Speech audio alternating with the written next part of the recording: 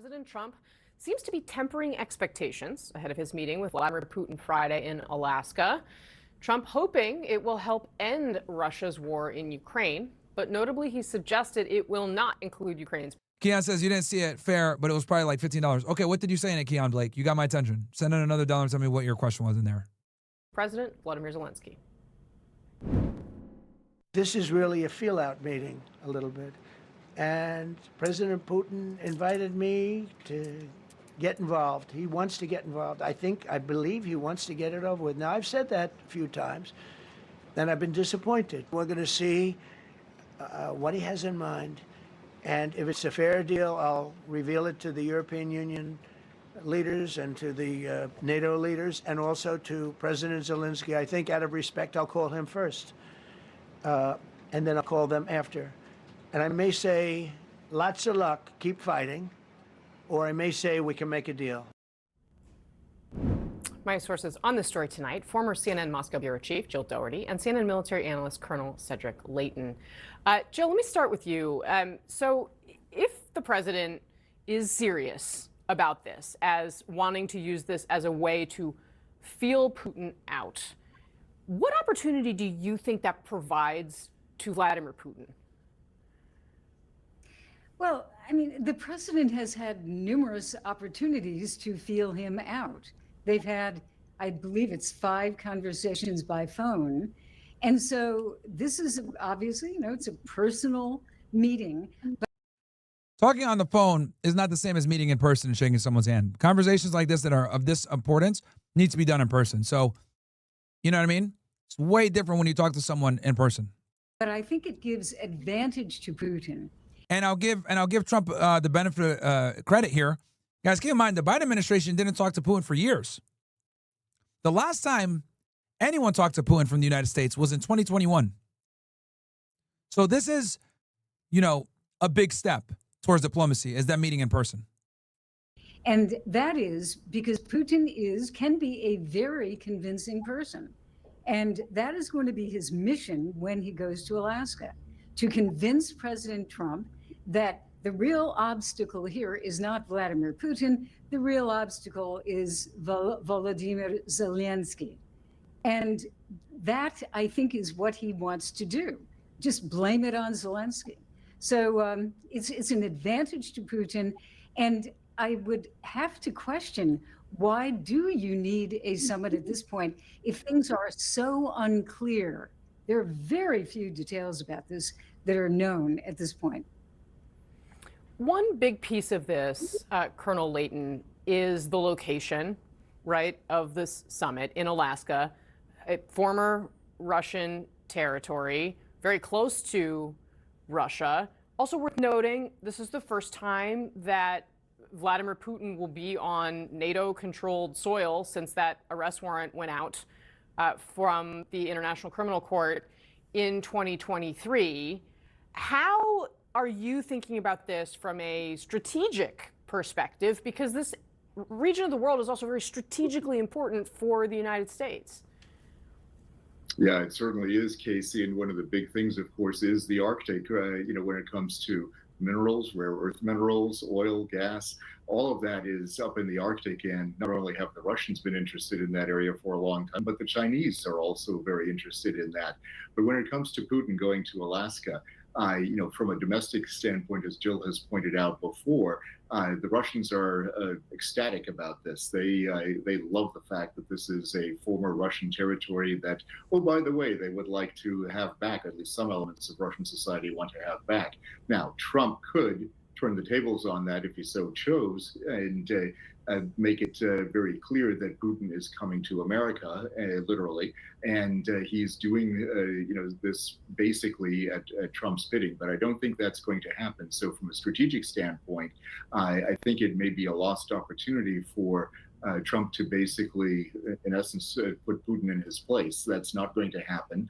Putin will have advantages, as Jill mentioned, and it's going to be a very critical element to this. This is going to really weaken the chance that the United States has of influencing the outcome of the Ukraine war if it's not handled properly. And Jill Doherty, of course, one of the big questions here, if not the central question, is this idea of swapping land, which the president has raised. And he spoke about this today at the news conference. And it also came up when it was almost a compare and contrast between Vladimir Putin and President Zelensky of Ukraine. Let's listen to how the president talked about each of these men at this press conference, and then I'll ask you about it on the other side. Let's watch. I thought it was very respectful that the president of Russia is coming to our country as opposed to us going to his country or even a third-party place.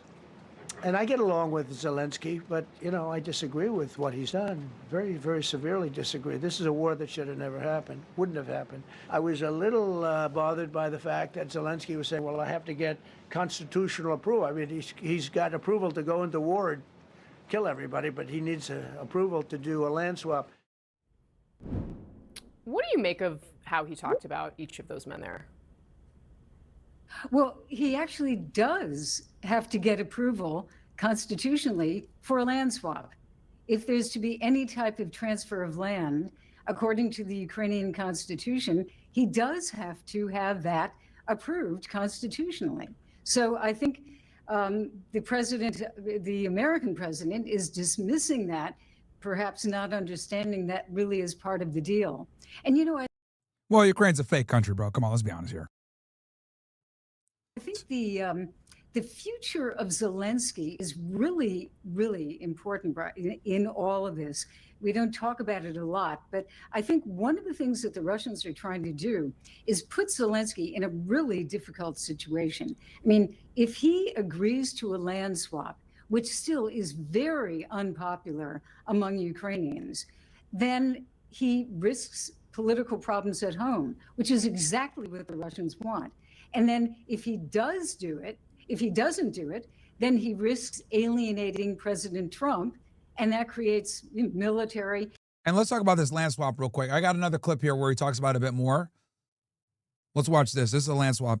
This could have been a third world war. I don't think that's going to happen now. Hey, shout out to Robin Kobe with the gift of sub. Appreciate you greatly, my friend. But I thought it was very respectful that the president of Russia is coming to our country as opposed to us going to his country or even a third-party place. But I think we'll have. Mr. Conservative says, Myron, having trouble with signing up with the promo. Try it on your computer, bro. But it should work. Constructive conversations. Then after that meeting, immediately, maybe as I'm flying out, maybe as I'm leaving the room, I'll be calling the European leaders who I get along with very well. And, you know, I have a great relationship, I think, with all of them. And I get along with Zelensky, but, you know, I disagree with what he's done. Very, very severely disagree. This is a war that should have never happened, wouldn't have happened. But I'll be speaking to Zelensky. The next meeting will be with Zelensky and Putin. That's his favorite line. This war should have never happened. Crooked Joe Biden. Crooked Joe Biden started this. Or Zelensky and Putin and me. I'll be there. And Kamala. They need, but I want to have a meeting set up between the two leaders. I was a little bothered by the fact that Zelensky was saying, well, I have to get constitutional approval. I mean, he's got approval to go into war and kill everybody, but he needs approval to do a land swap because there'll be some land swapping going on. I know that through Russia and through conversations with everybody to the good, for the good of Ukraine. Good stuff, not bad. Also, guys, we only got 2,300 likes. Let's get to 3,000 ninjas. 3,000 likes, man. Let's get near 100% engagement. Bad stuff. Also, some bad stuff for both. So there's good and there's bad. But it's very complex because you have lines that are very uneven. And there'll be some swapping. There'll be some changes. Now, when he says swapping, what he means is basically conceding territory that Russia already has. Okay, so we're talking about roughly maybe 20% of Ukraine on the eastern side. They're probably going to have to, you know, give up quite a bit of land. But Zelensky's not reasonable. Zelensky wants them to give back all the land they conquered with no concessions and leave. That's just not happening. You know, Zelensky's a bit fucking delusional, and you could tell. that Trump is a bit frustrated talking to this nigga every day, telling him like, bro, you don't have the cards. Remember when they had that fucking explosive argument earlier this year? You don't have the cards. Remember this shit? This ceasefire. He killed our people and he didn't exchange prisoners. We signed the exchange of prisoners, but he didn't do it. What kind of diplomacy, JD, you are speaking about? What do you mean? I'm talking about the kind of diplomacy that's going to end the destruction of your country. Yes, but if you Mr. President. Now here comes JD Vance.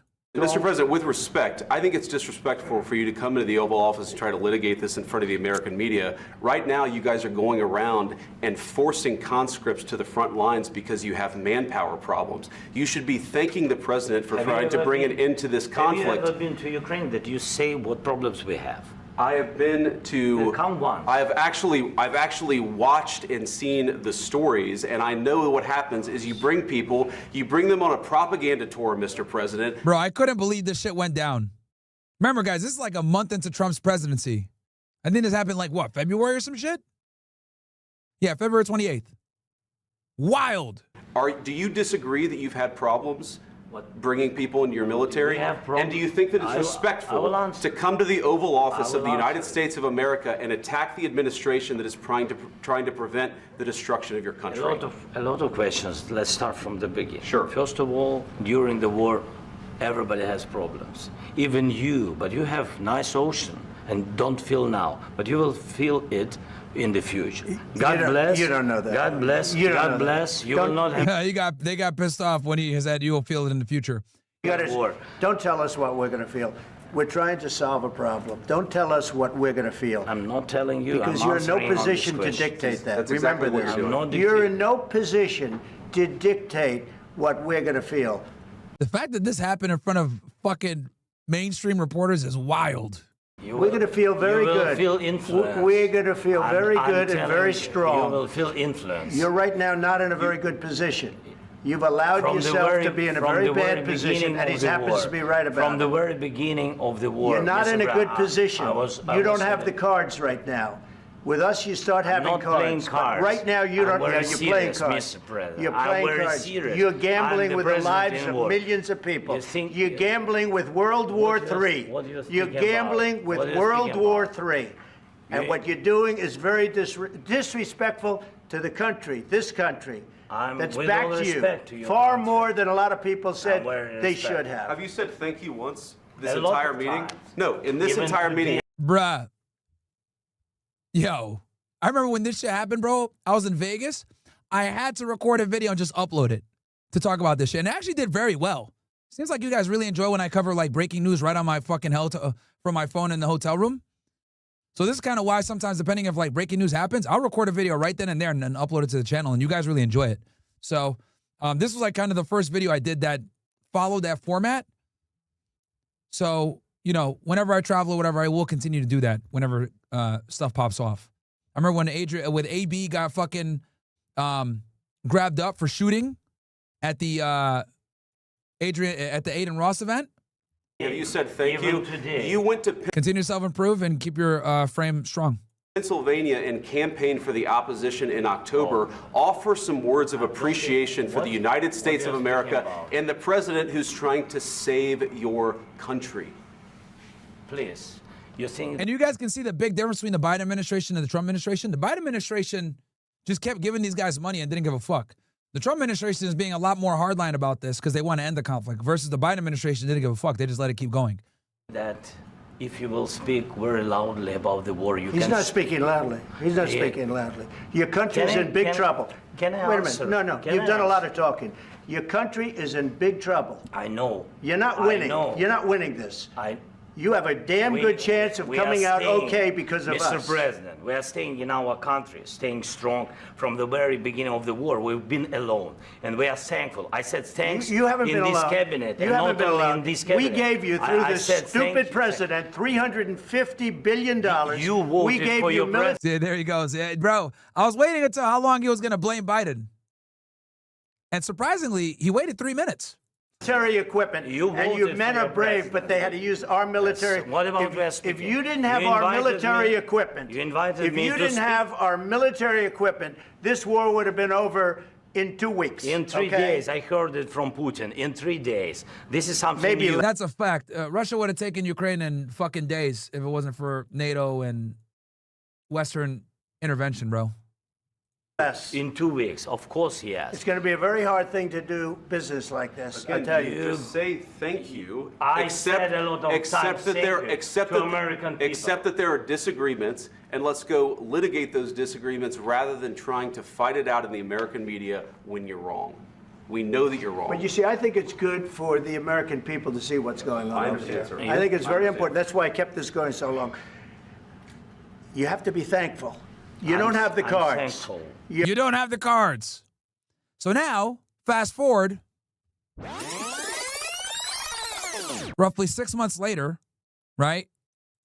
And he's talking about doing land swapping with Russia, which I think that's just a given now at this point. They're not going to concede the territory they've taken. Whatever Russia has right now under their control, Zelensky's just going to have to deal with it and not understand that he lost it. But the problem is that Zelensky's being so fucking hard-headed. In land, and the word that they will use is, they make changes. We're going to change the lines, the battle lines. Russia's occupied a big portion of Ukraine. They've occupied some very prime territory. We're going to try and get some of that territory back for Ukraine. But they've taken some very prime territory. They've taken largely ocean, in real estate we call it oceanfront property. That's always the most valuable property. If you're in a lake, a river, or an ocean, it's always the best property. Well, Ukraine, a lot of people don't know that Ukraine was largely 1,000 miles of ocean. That's gone. Other than one small area, Odessa, it's a small area. There's just a little bit of water left. So I'm going to go and see the parameters. Now, I may leave and say, good luck. And that'll be the end. I may say this is not going to be settled. I mean, there are those that believe that Putin wanted all of Ukraine. I happen to be one of them, by the way. I think if it weren't for me, he would not be even talking to anybody else right now. I'll give him credit, yeah. He hasn't talked to anybody from the prior administration. Now, do I think that Putin is a bloodthirsty, crazy person that wants to take all Ukraine? I don't think so, chat. I think that, just from a common sense perspective, him moving closer and closer towards Western Ukraine, where ethnic Russians are going to be less and less, and then you're going to deal with more and more of Poland, isn't something that he wants to do. I think from his perspective, the invasion of Ukraine was more about containing NATO and their national security than taking land, so to speak. Some of you might disagree with me on that. Some of you guys might say, no, Myron, I disagree. Putin is a evil war criminal. But another hot take that I got, I think, and I'd like to get your guys' opinions on this, I think Putin is more justified in invading Ukraine in 2022 than we are in invading Iraq in 2003. Welcome, punch! If you agree with me, give me a 1 in the chat. If you guys disagree, give me a 2. Here's my position once again. I think that your boy Vladimir Putin has more justification to invade Ukraine in 2022 like he did than we did invading Iraq in 2003. I can paint a direct link as to why they invaded and why their national security was at risk. And me being pragmatic and taking my emotions out of it, I can completely understand why he invaded from a national security perspective. We would do the same thing if China tried to set up in Mexico. Oh, wow, lots of ones. A lot of you guys agree with me. Okay, shit, good. A lot of people get mad at me, man, when I say that shit. Oh, you're a Russian stooge. All right, bro. But I'm going to meet with him. We're going to see what the parameters are. I'm then going to call up President Zelensky and the European leaders. Right after the meeting, yeah. And I'm going to tell them what kind of a deal. I'm not going to make a deal. It's not up to me to make a deal. I think a deal should be made for both. I think Russia has to get back into building their country. It's a massive country. I think they have 11 time zones, if you can believe it. It's a massive, it's by far, from the standpoint of land, it's by far the largest. They have tremendous potential in Russia to do well. They're not doing well. Their economy is not doing well right now because it's been very well disturbed by this. It doesn't help when the President of the United States tells their largest or second largest oil buyer that we're putting a 50% tariff on you if you buy oil from Russia. That was a big blow. And then they say, gee, he wasn't so tough. Nobody else would have done that. And I haven't stopped there. I mean, look, I was all set to do things far bigger than that, but I got a call that they'd like to meet, and I'm going to see what they want to meet about. I'd like to see a ceasefire. I'd like to see the best deal that could be made for both parties. You know, it takes two to tango, right? So ultimately, I'll have a meeting next week. I had a great relationship with him, considering the fact that, I was not nice to him because of the pipeline. I ended the pipeline. All right, so we'll see what happens, man. Big meeting. I consider this a W for Trump, despite many critics not happy about it.